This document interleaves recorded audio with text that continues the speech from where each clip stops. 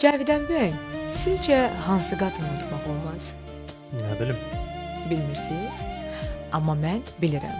Niyə bəzi qadınları unutmaq olmur? İndi sizə söyləyəcəm. Kişilər ən çox ona rahatlıq verəni deyil, ona özünü dəyərli hiss etdirəni xatırlayırlar. Unudulmayan qadın heç vaxt kiminsə sevgisini, diqqətini dilənmir. O özünü itirmək bahasına heç kimi həyatında saxlamır. O sevgisini göstərməkdən qorxmur, amma hisslərini də qurban vermir. Öz həyatını bir kişinin ətrafında qurmur, çünki bilir, ən cazibədar qadın, ən gözəl qadın deyil.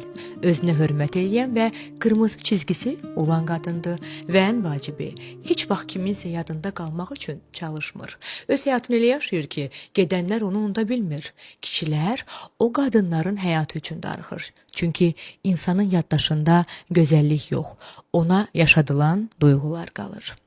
Sınayın.